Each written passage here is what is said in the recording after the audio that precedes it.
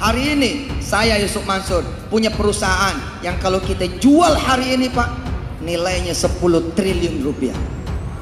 Saya tadi bicara sama Pak Sekda, tambang nggak ada apa-apanya. Oh serius, tambang nggak ada apa-apanya. Mau tambang emas kek, mau tambang nikel kek, mau tambang batu bara kek, mau oil and gas, nggak ada apa-apanya. Jangankan 4 triliun, jangankan 10 triliun. Ini kan itu omong kosong itu Mas. Terlalu besar omongnya itu menurut saya. Kemudian anaknya itu di video itu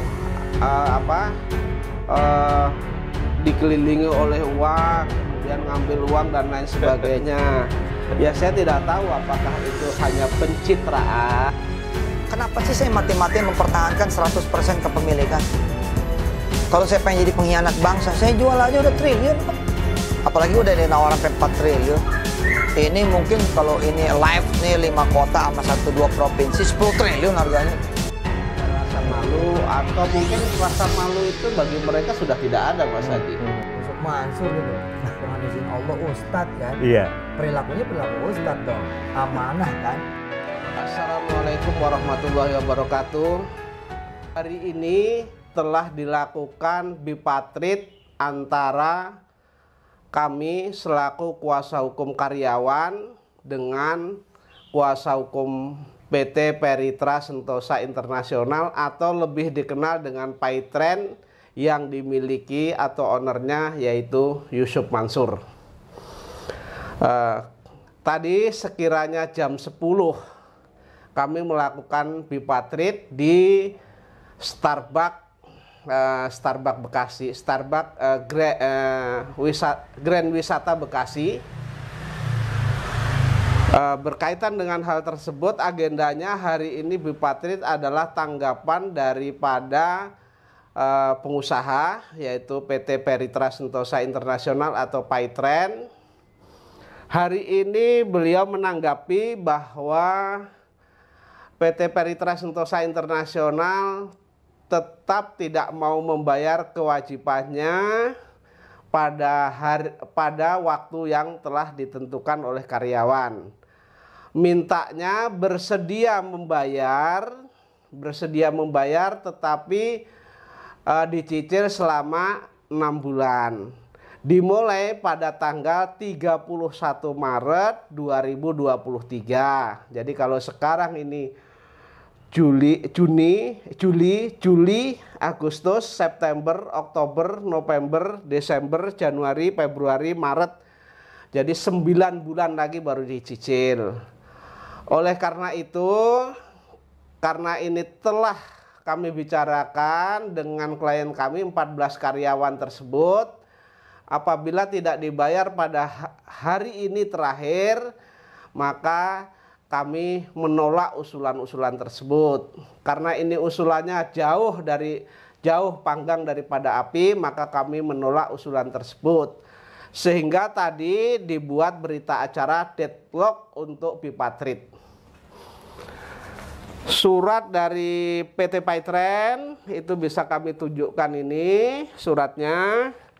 Kemudian absensinya ini.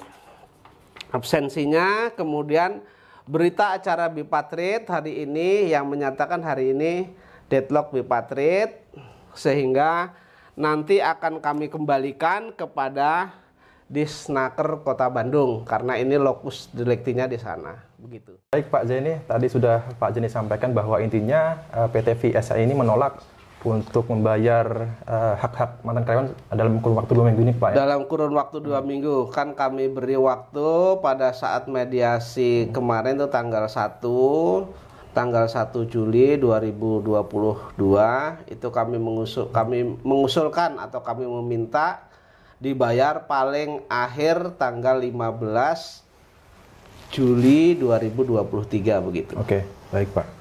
Ya, selama ini kan dari perkembangan mengenai mantan karyawan Paytren ini kan selalu saya tampilkan di media ya. Saya kira karyawan Paytren ini segera dibayarkan haknya karena apa? Karena mungkin masih ada rasa malu ya dari pihak pemilik Paytren atau pengusaha ini.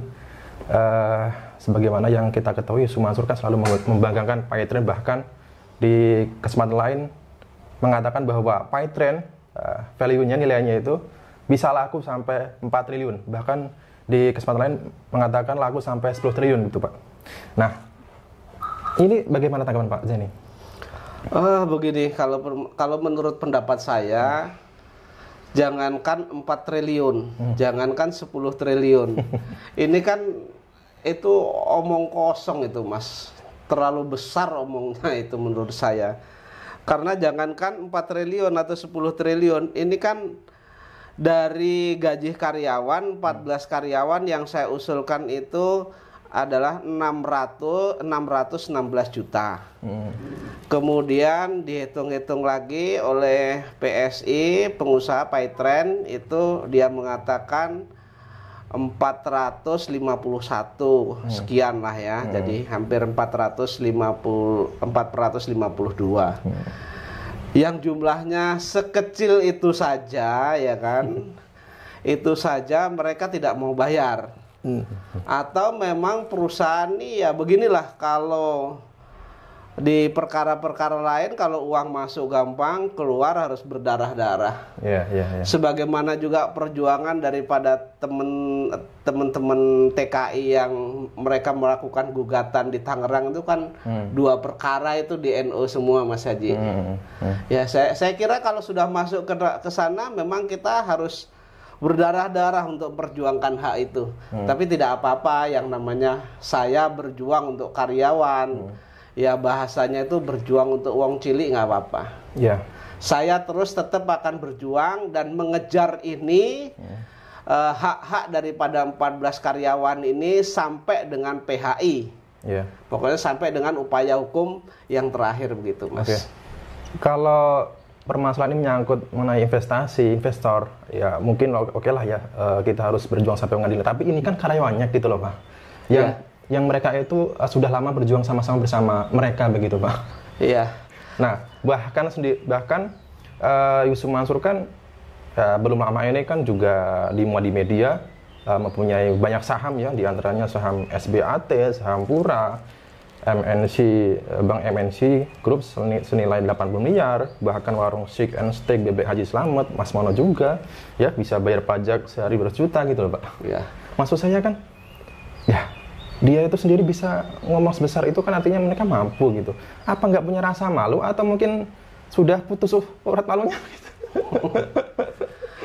Ya nanti publik kan akan menilai. Menurut saya sih sudah tidak ada rasa malu, atau mungkin rasa malu itu bagi mereka sudah tidak ada Mas Haji. Artinya ya sudah, kalau bahasa orang Jawa itu rai ini rai gedek gitu loh. Jadi sudah tidak ada rasa malu.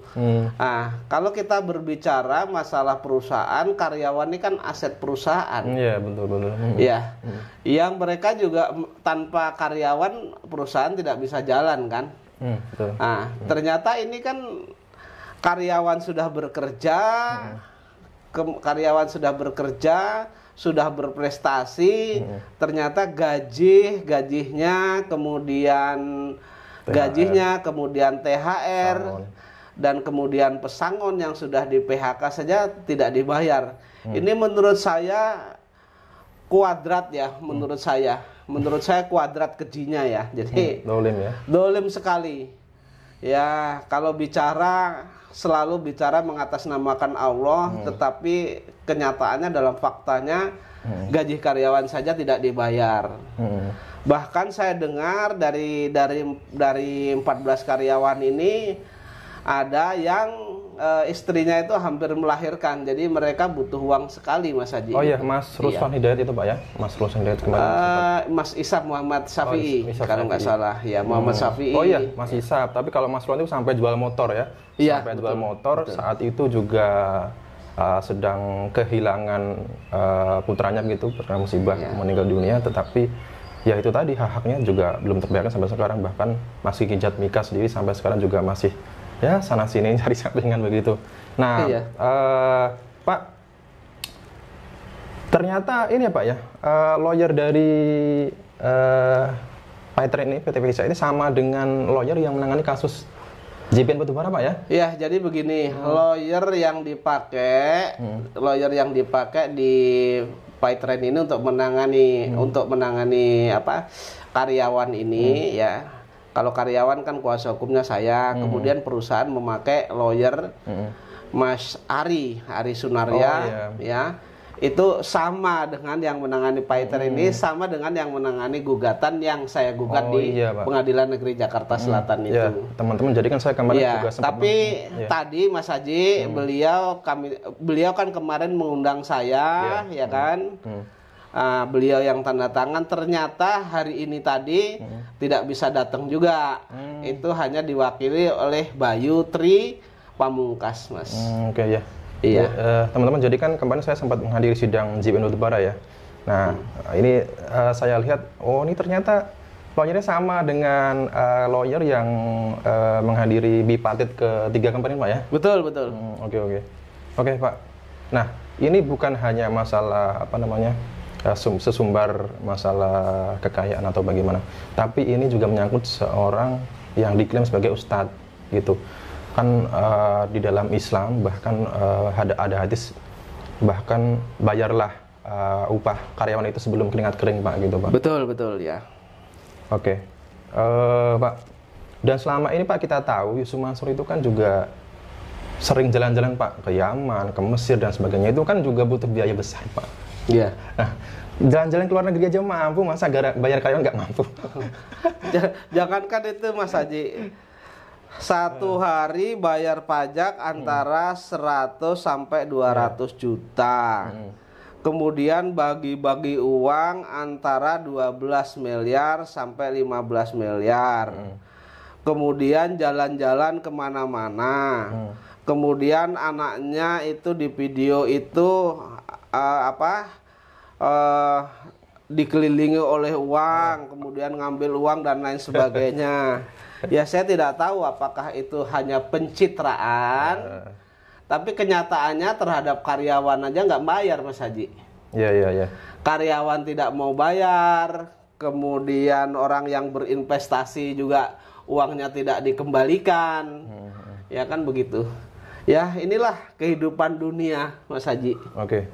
Baik Pak, selanjutnya nanti akan dilanjutkan dengan berlanjut kembali ke tripartit Pak ya? Iya, jadi dengan adanya deklot tadi ya, kemudian saya minta sudah dibuat saja, saya bilang kita buat saja berita acara bahwa bipartit ini deklot sehingga nanti bisa diajukan kembali kepada Disnaker untuk dimediasikan dalam tripartit. Nah, kemudian nanti dalam tripartit ini ya saya kira sama. Saya sih nggak terlalu banyak berharap, saya kira sama ini akan gagal, tetapi akan saya kejar Mas Haji nanti sampai dengan gugatan di Pengadilan Hubungan Industrial. Ya. Dan kalau perlu nanti juga mungkin dari beberapa karyawan ini juga nanti mungkin akan ikut juga ini mendatangi PPATK, kemudian mendatangi OJK, kemudian mendatangi BI, kemudian mendatangi DPR MPR, kemudian mendatangi Mabes Polri, kemudian mendatangi Kejaksaan Agung, Japitsus, karena kan ini di PayTrend ini kan berkaitan dengan penghimpunan dana masyarakat. Artinya kalau PT PayTrend sendiri itu saat ini tidak bisa bayar, dana yang dihimpun dari masyarakat itu kemana larinya? Itu yang akan kami aspirasi, yang akan kami sampaikan kepada institusi yang saya sebutkan tadi, Mas Haji. Oke, jadi ada rencana untuk mendatangi PPATK, kemudian KPK juga Pak ya? KPK DPR juga? Kalau KPK tidak, karena KPK itu kan menyangkut kekayaan negara. Nanti mungkin itu berkaitannya dengan Kejaksaan Agung. Oh gitu. Ya. Oke. Jampitsus biasanya. Ya. Oke. Baik Pak, terima kasih Pak. Semoga Pak Zani tetap tetap mempunyai energi untuk perjuangan ini. Insya Allah semangat, karena ini kan dinanti-nanti oleh keluarga para karyawan ini ya. Saya menganggap bukan saya mengecilkan, tetapi menganggap bahwa karyawan ini adalah wong cilik yang perlu ditolong. Saya kira juga kalau di sini ada pejabat yang menonton YouTube ini, kemudian mendengar YouTube ini, dan mereka punya kewenangan untuk membongkar kasus-kasus ini, ya kami mohon dibantu begitu. Baik, Ya. baik, Pak. Oke, terima kasih Pak Zaini. Dan saya juga ingin menyampaikan bahwa beberapa hari terakhir ini ada ancaman dari pihak mereka bahwa akan melaporkan terutama kami YouTuber yang meliput kasus-kasus berkaitan dengan isu Mansur. Saya katakan bahwa saya sama sekali tidak takut begitu kan, karena apa yang saya lakukan juga tidak ada unsur kebohongan di dalamnya. Semua narasumber semua juga saling berkaitan saksi-saksinya, dan juga saya juga tidak membuat skenario atau meminta mereka bersaksi sesuai apa yang ingin saya narasikan, tidak sama sekali begitu. Terutama ini mengenai permasalahan PayTrend, bagaimana bisa dikatakan berbohong begitu? Permasalahan ini bahkan sudah diterima sebelumnya di kantor di Snaker ya Pak ya, bahkan juga sudah diakui bahwa Dan ada pengakuannya ini, ada Mas pengakuannya Haji. Jadi juga, ada gitu. pengakuannya dari PayTrend ini terkait dengan kekurangannya kan? Ya. Ya, ini sudah ada Jadi kan, pengakuannya juga, jadi kan ini sebagai alat bukti juga, Iya, kan? jadi- Sebagai bukti bahwa PayTrend itu berhutang kepada karyawan. Ya. Jadi ada hak-hak karyawan yang masih belum diselesaikan lah. Baik, begitu, baik. Mas Haji. Jadi kita selama ini berupaya untuk mengawal kasus-kasus ini dalam rangka kita meminta dukungan masyarakat, dukungan teman-teman semuanya untuk supaya kasus ini bisa segera terselesaikan begitu, dan mereka semua yang dirugikan itu mendapat haknya begitu teman-teman. Oke, sekian saya ucapkan. Wassalamualaikum warahmatullahi wabarakatuh. Waalaikumsalam.